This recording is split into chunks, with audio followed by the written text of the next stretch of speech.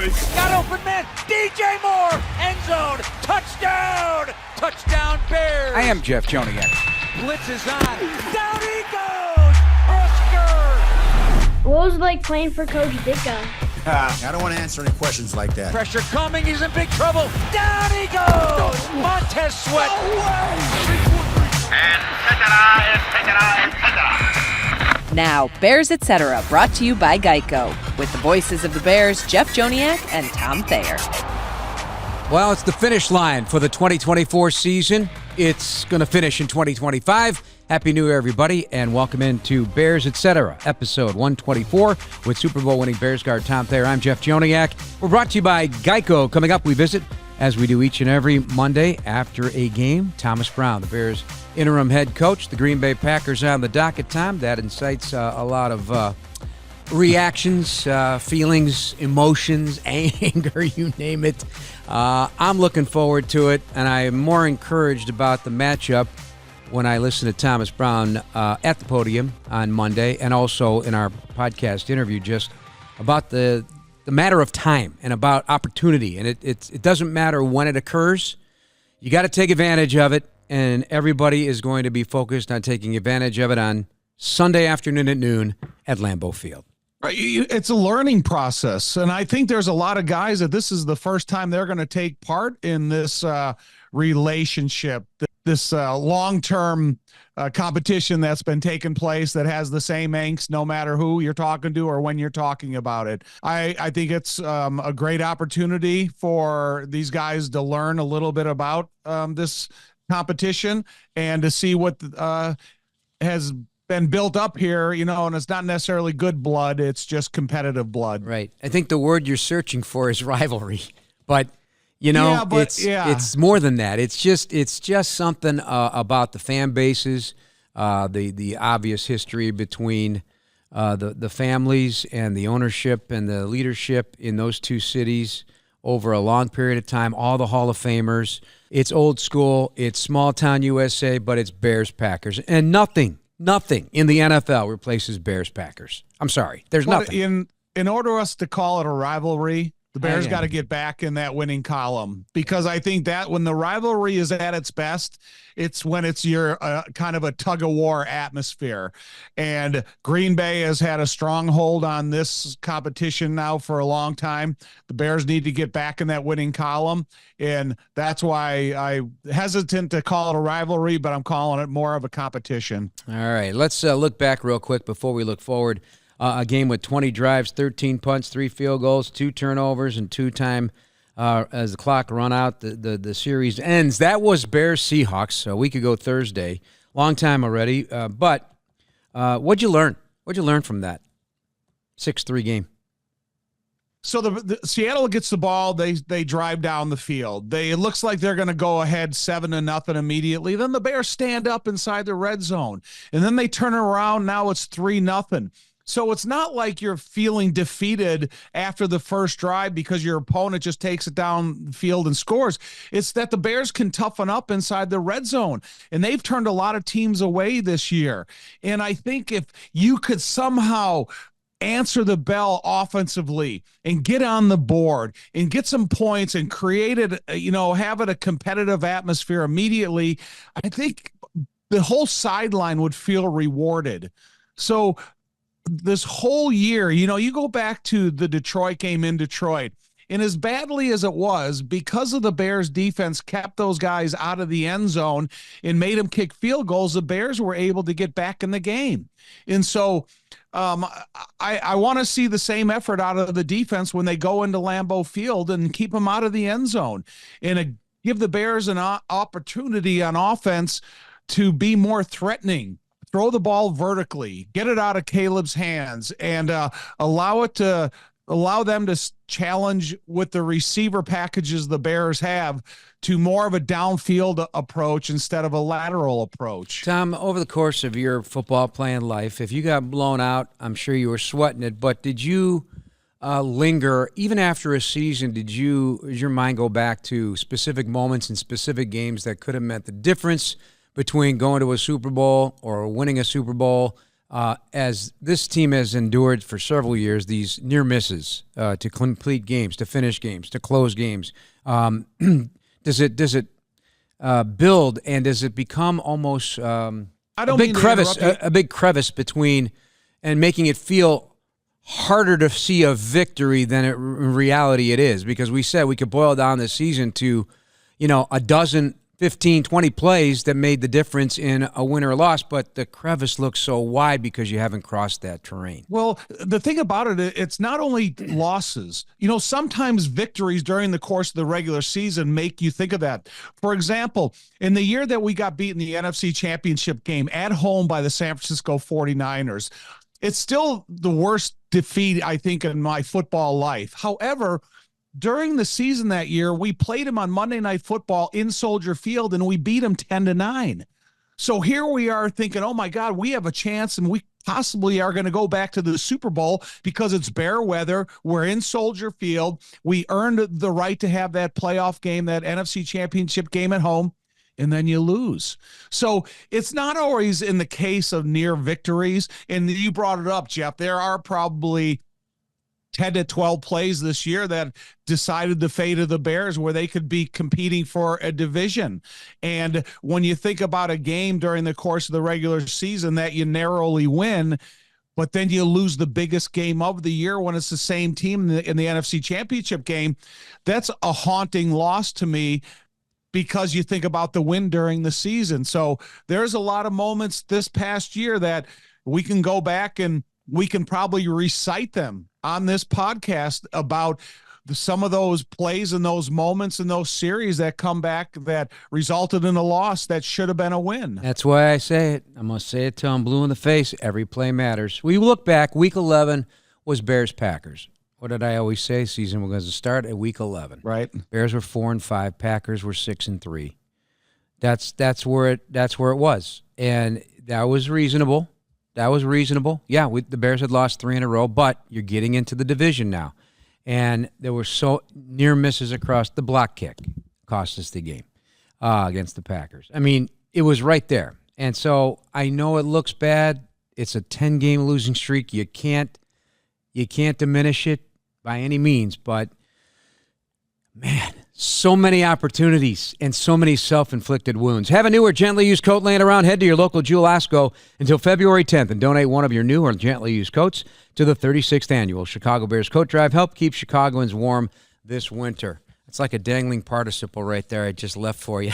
I mean, there's so much to break down on it.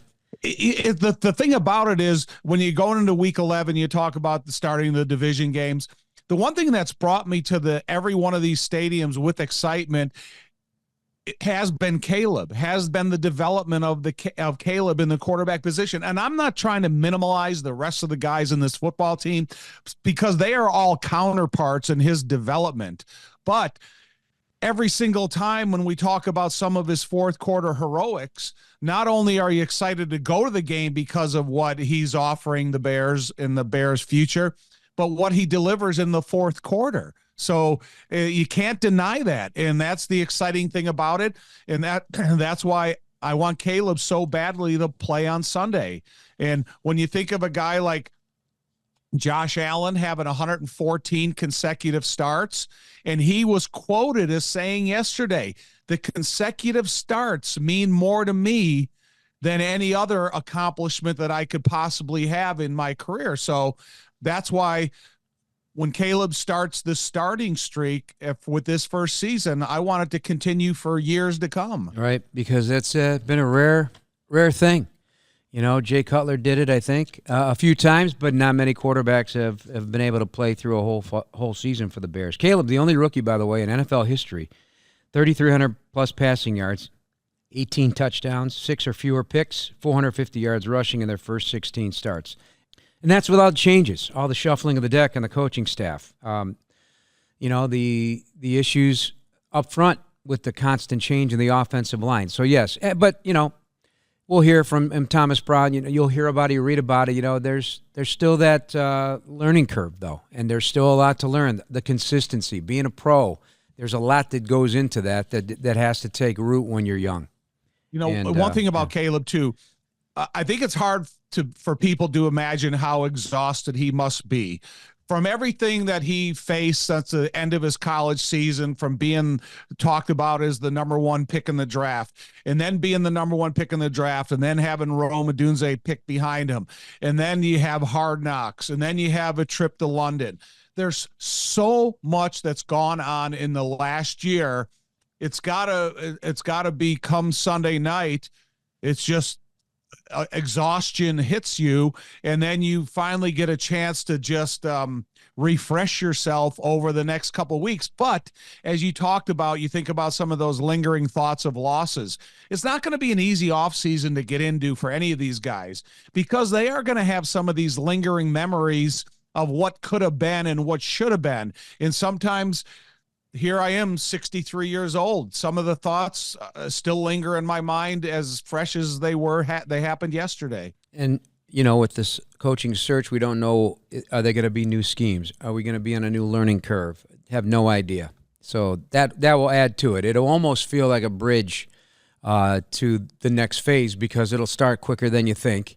Let me ask you, did you ever feel exhausted after a season mentally? Forget about the physical stuff, because you took care of yourself better than most in that weight room. You solved a lot of your own problems. But mentally, were you just like, okay, that was rough. That was tough. Okay, you put yourself in my shoes. So I get drafted out of college, frustrated where I got drafted, so I signed in the USFL. The USFL, we go to the playoffs, we get beat in the USFL championship year 2. So I know what success looks like.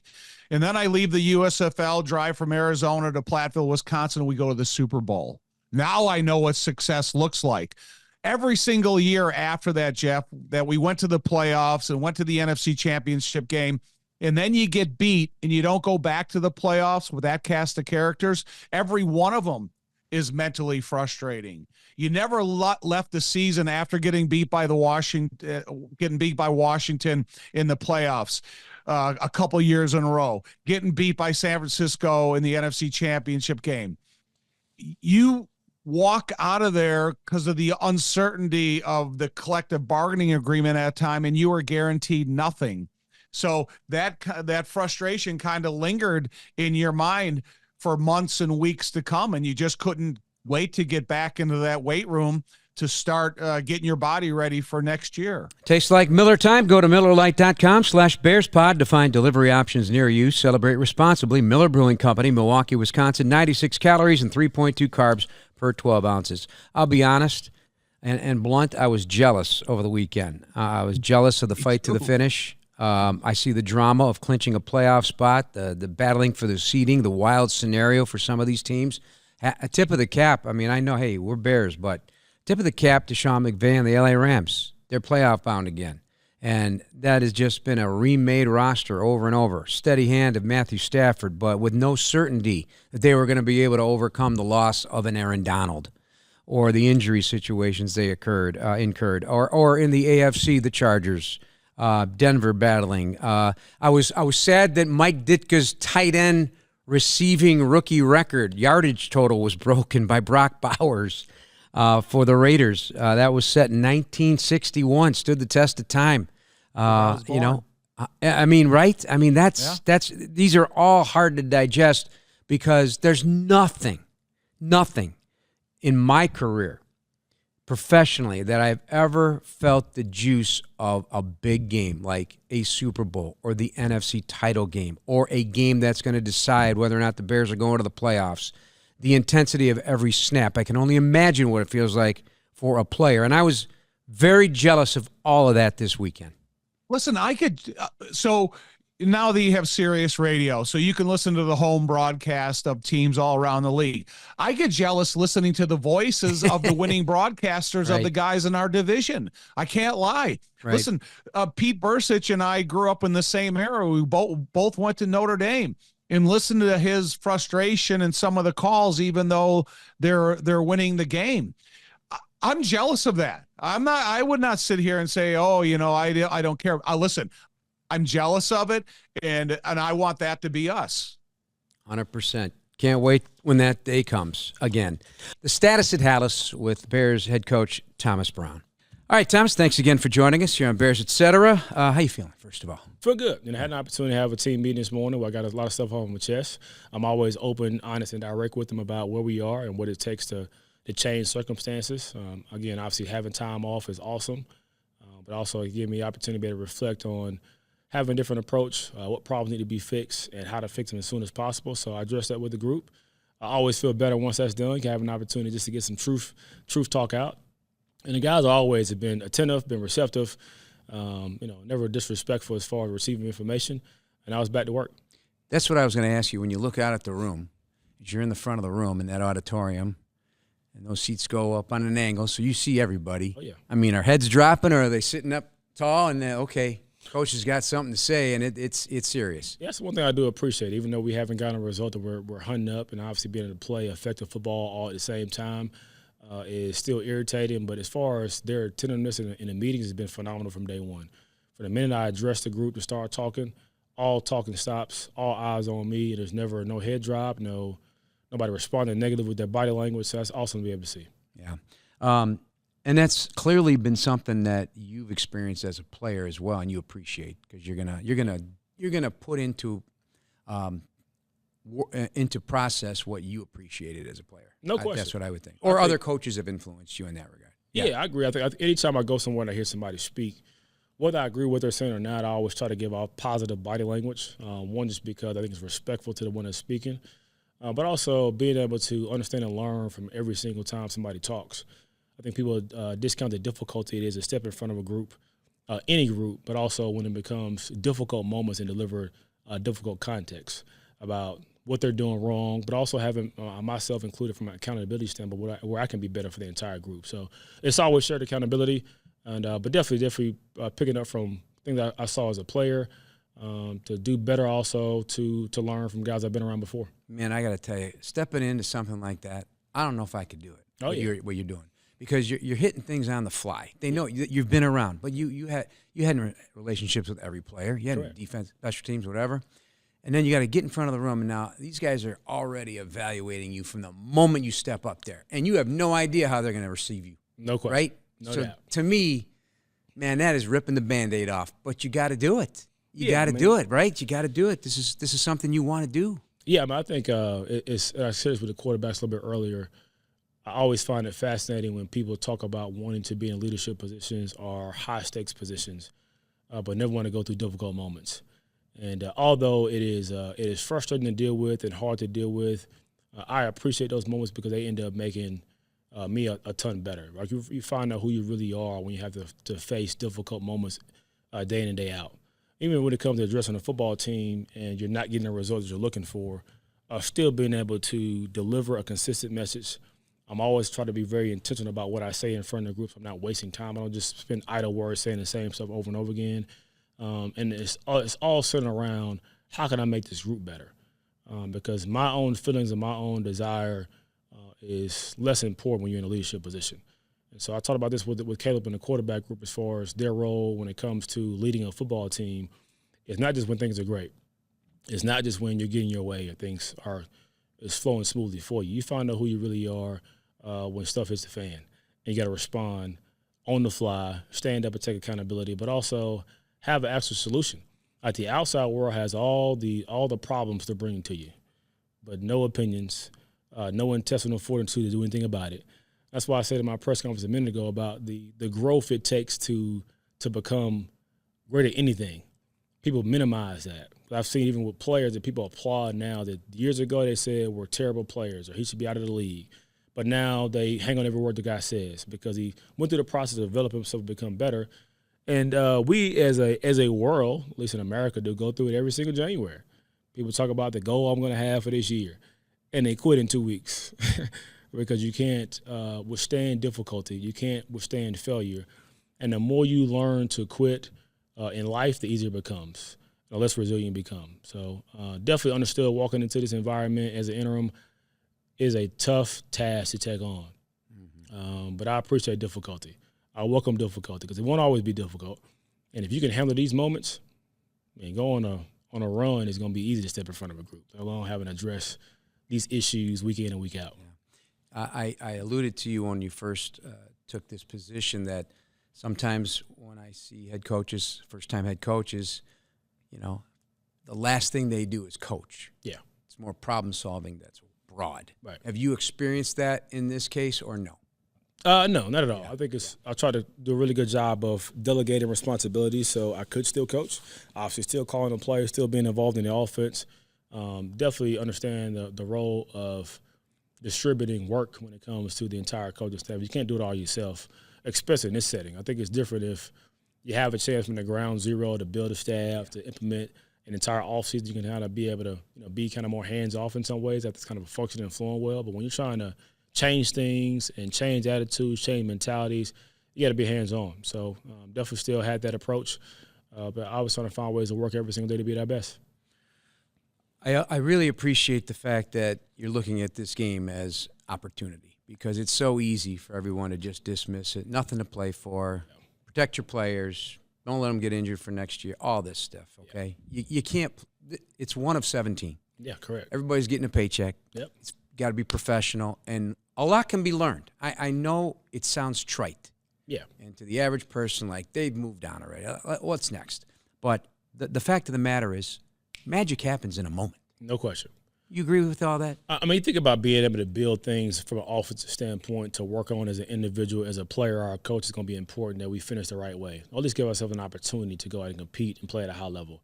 You mentioned the opportunities, which aren't guaranteed. I think people that think about it not being a real opportunity probably quit on stuff in their lives on a regular basis.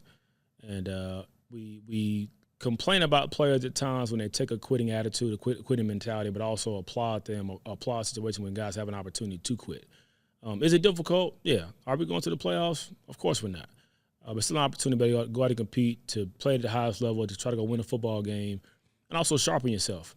Again, I talk about when it comes to being a leader, to growing up, to being the best you can be, it is not made in moments of comfort.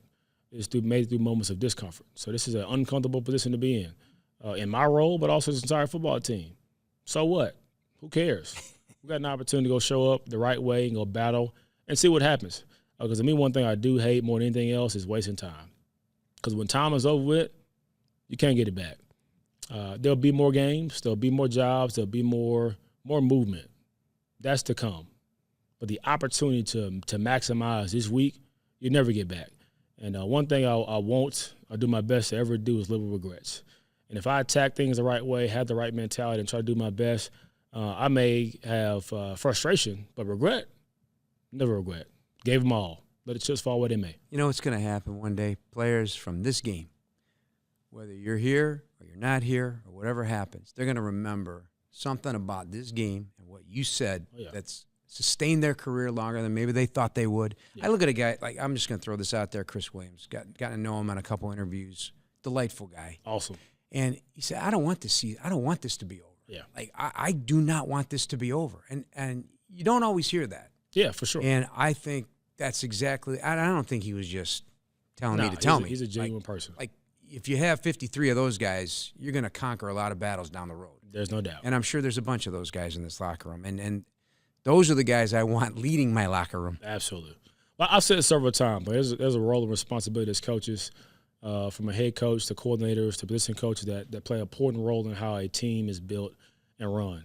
But I said to the guys today again, the best team I've been around, Super Bowl team I was around a couple years ago, are player-led. And so when it comes to issues in the locker room, they are confrontational. The right way, but they are confrontational. They don't allow losing mentality to linger. There's no secret behind when you allow certain things throughout the week that you know is going to be a mistake in the game, but you let it just ride and expect it to show up differently on game day, that you have the mentality of being a winner. And so as you mentioned, Chris, having more guys that have the mentality of never quitting, doing it right every single time, being accountable, playing at a high level, the better your team becomes, right? So there's a shared role, like I said before, when it comes to coaching players that play a role in that. And so I think it's been important for here, but any team to get the right group of people together and head in the right direction. It's always my challenge every single day to myself first that I am accountable to the group. I can't ask them to do one thing, but I'm doing something different. So leading by example first and foremost, but also, again, allowing yourself to be in uncomfortable positions and allow them to watch you go through difficult moments and battle through it together. All right, quick look at the Packers here. The Bears have lost 11 in a row to the Green Bay Packers. What's the secret sauce in beating these guys, especially on their home turf? Yeah, I think first and foremost it's a mentality shift of understanding that you can beat them. So I think having the thought process of how I approach this week, the past is a past. I know it's going to be made a big deal about what has transpired in the past with them, but also just our recent record. It's a new week. It's a new opportunity. Like, who cares? So we got Monday to go maximize and make the most out of. But I think when it comes down to what I told the group this morning, it's less about them or any opponent and more about us. I want to see us play efficient football, mistake-free football, and make people prove they can actually beat us. Not saying they can. Not saying they can't. But I want to be able to see us go operate at a high level, to play all together, cut it loose, and make them earn everything they get.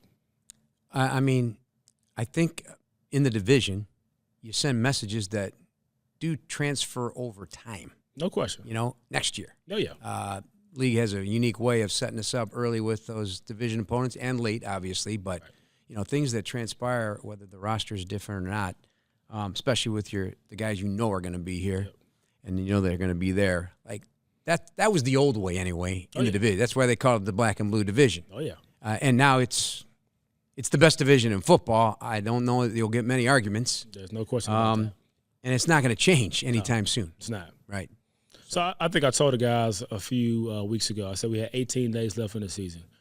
And so I was honest about what transpires after 18 days. And I said we all were going to fit into 3 categories. That's players and coaches. You've either done enough or can do enough to prove you should be a Chicago Bear. You've either done enough or can't do enough to prove you should be on somebody else's team. All you've done to prove that you should be in the league in general, period. Players and coaches. So the opportunity to maximize every chance you get is always in front of us. As you talk about preparing for the year to come, for the guys that will be here and the guys that won't, whether I'm here or whether I'm not. The mentality as far as how you build things the right way, how you go attack every single day, and the principles that football teaches you that will transfer over to life is what I always care the most about. I love the straight talk. Oh, yeah. Right Thomas to the point. Brown, motivational speaker. I appreciate that. Thank you, buddy. Yes, sir. Thank you. Good luck this week. Thank you. All right, so it's one of those interviews, Tom. We really didn't talk much football, as you heard. We just talked philosophy. We talked about how he views the game, how he views opportunity, how he views time, how he views being a pro. And I laughed. We both laughed after that because I never looked at my notes that I had prepared. It was just a straight conversation for 12 minutes about just philosophy on life and how you got to take advantage of your moments. And the moments, and I even said it, the moments, you don't know when the moment's going to be magic. It could happen in this game on Sunday that will propel somebody for the rest of their careers. I know that sounds trite. I know that sounds somewhat ridiculous, but I've seen it happen. I've seen careers change on one snap, a confidence boost, a series. And I'm not saying the win or loss transfers to the opener for the 2025 season, but for the individual involved, I believe it does. And we could look at Sam Darnold. Right. Look at what's happened to Sam Darnold. It reminds me of what happened to Jim Plunkett with the Raiders. Right. He was drafted, with the I know that quarterback is the one that sticks out the most. But the Packers have an edge rusher, linebacker, Brenton Cox, who they've trusted enough to give a shot to with Preston Smith. They dealt him. That guy has come in, and Brenton Cox has put together a heck of a stat line for the rest of his season. And since the Week 10 bye, he's got 4 sacks, 6 quarterback hits, 5 tackles for loss, a forced fumble, and had a team-best 6 pressures against the Saints in their shutout win, the only shutout of the season. So, again, moments can be magical, and that can happen Sunday. Yeah, I agree. One thing about Thomas Brown, I think the players that sat in front of him as he delivered his message to the team, I just think you're a smarter person having been around Thomas Brown because he delivers a message that makes you think outside the box of football. He makes you think about your family, makes you think about your upbringing. He makes you think about the influences in your life and why you're at where you're at. And hopefully these guys listen to what he had to say to make them a better person. And I think if you're a better person, then you're a better professional. And that's what we as Bears fans, and we want that to happen for all these players, because selfishly, I want to see the Bears win. And I think if you understand how to prepare yourself and the message that he's trying to deliver to you, then I think you become you have a more intelligent approach how to go about your business. Hey, Bears fans, Steinhoffel's a proud partner of the Chicago Bears and now open in Orland Park. Steinhoffel's is Chicagoland's furniture and mattress leader with the largest selection to fit every style and budget, and is 100% employee-owned. Shop in-store and online at steinhoffels.com. Did you hear Kyler Gordon at the podium? Yes. And they asked him what he wants from a head coach. Discipline. Loved it. These guys, I think players want this stuff. Oh, right? They 100% do. Anything that computes to victories, anything that computes to you becoming a better football team, that's what these players want. I thought it was a little premature in asking the questions a week before the end of the season, because, don't make me have my focus off of the Green Bay Packers for right now, because whether you want to believe it or not, it's still important to a football player, to them to start asking questions about the future in such advance. Inevitable, I wasn't comfortable with it. I know. But it is inevitable. I mean, that's the focus league-wide right now. It is, but listen, I want to learn more about Kyler Gordon, the football player. I want to learn more what Kyler Gordon expects out of himself when he faces a guy like Jordan Love for the second time around. What does he think about the way the defense is playing in the red zone, or what they can do maybe to increase their efficiency? How does he like being deployed in many areas of the field as he is? Those types of things. I want to hear about the football player until football's done. So, but what do you think about that answer? I agree with them. Listen, the guys that I played for in my football life, they require discipline. And it's hopefully they can send the message clearly enough to a team meeting where the players hold each other accountable. Now, if you feel as a player that's built up a little cachet, you think on film, or you think in practice, or you think in the weight room, or you think in the meeting room that guy isn't holding up his end of the bargain, are you willing to go say something to him? And that's where all that discipline comes into play, because the head coach can't be the police force and the guy that disciplines these guys. He's got to be the head coach that sends his message through the assistant coaches to the leaders of a football team. And to me, Kyler Gordon has showed me enough that he's a leader of this football team. He's got the desire to be back on the field as quickly as he possibly can if he has some type of hiccup. So if that message can resonate to the rest of the guys in that locker room, and make sure some of those guys, listen, we've seen it. If some of those guys that aren't living up to their expectations, they got to come out there and they have to perform at a higher level, and they have to do things with more discipline. And that's all the preparations that you put into it. That's eating right. That's visiting the weight room right, paying attention to meetings, making sure when you have a play to make in the game that you make it at the highest level of whatever your job requirement is. So I'm all for the answer that Kyler gave today in the press conference. Yeah, well, in the interview with Thomas Brown, said the same thing about the Rams when they won the Super Bowl. He said there were a lot of instances in the locker room where the players they policed their own locker room, and therefore any problems that were arising, they were stopped immediately. They took control of the situation. Like you said, the coach can't police everything. Right. So are we. We did the same thing, but we could probably do it a little bit more serious, because we didn't have social media and the outside influence of picking up your telephone and reaching outside the locker room immediately. What was said and done in the locker room was policed by the guys, the captains, the leadership inside that locker room. There's a big difference between Singletary sitting on this side of the room, Fensick sitting on that side of the room, Walter Payton sitting in the back corner. There's a big difference, but man, that information gets to every one of those guys. And when you see what these guys have dedicated to a life in football, You want to be able to dedicate the same and have those guys say, I'm proud of you for what you've dedicated to this football team. We're brought to you by PNC, official bank of the Bears. All right, so the Packers get defeated by the Minnesota Vikings. They fell behind quickly and had to dig out of a hole they couldn't finish, but they got close. They didn't stop, that's for sure. What'd you see if you've had a chance to see the tape yet?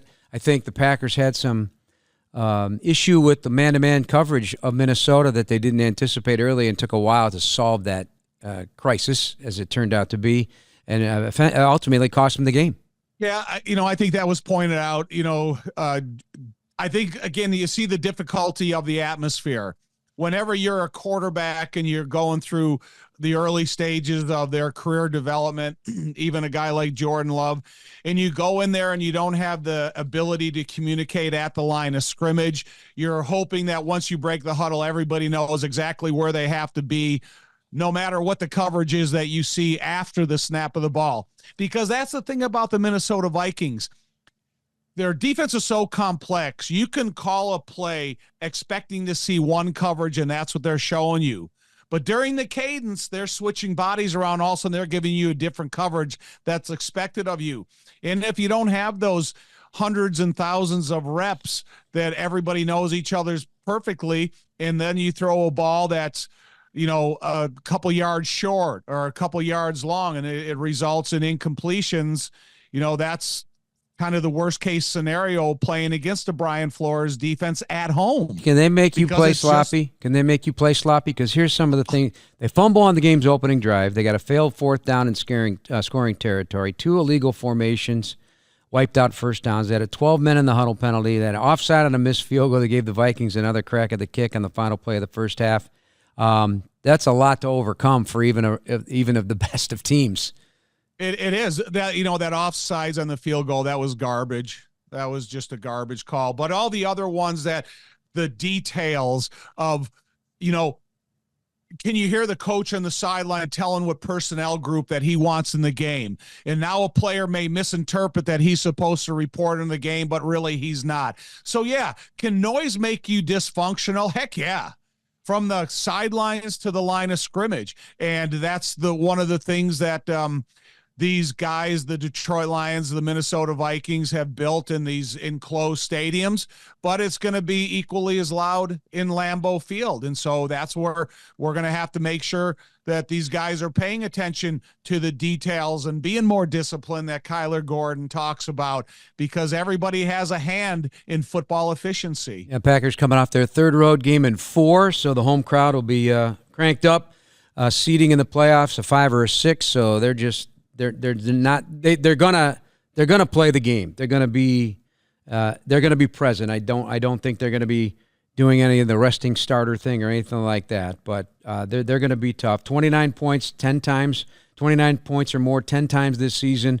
30 points or more they had a 5-game stretch here before being held to the 25 by the Vikings. They are 6-2 at home. They're an 11-win football team, and they're going to be tough. Now, if you break things down, let's look, because the Packers held the Vikings to 26 carries, 69 yards rushing. And I'm looking at run differential for this game because the Packers will more than likely continue to try to run the ball on the Bears, and the Bears got better last week, but that stretch where they gave up a lot here in the division and to San Francisco is something to keep an eye on. I'm looking at run differential as a major factor in the outcome of this game. Yeah, but that's going to be a lot about the interior of the defensive line. Javon Dexter Sr., Coward, and Ford, and Williams, guys that we weren't really talking a lot about at the beginning of the season outside of Javon Dexter. Those guys are going to have to play a hard-fought physical game against an offensive line that's been together now for a period of time. Because I don't necessarily think when you're talking about the run, yeah, they run outside zone plays well, but when you look at Jacobs and what he offers the backfield and as physical as he can be, it's going to be cold. And you better be dedicated to playing a physical brand of football, even though it's going to be cold out. And so that's really the telltale sign of a team that their season's over when the horn sounds, or a team that's still trying to get themselves right for the playoffs they're getting ready for. By the way, Jacobs with touchdowns in 7 straight games. That ties Paul Hornung's 1960 record. I was surprised Jaden Reed just one catch because he's trouble. Naperville product. He's trouble. Yeah. I mean, he is. I mean, he was really the go-to guy, and with Watson, fighting some injury issues, you kind of would think that Jaden Reed would have a bigger hand in the offense.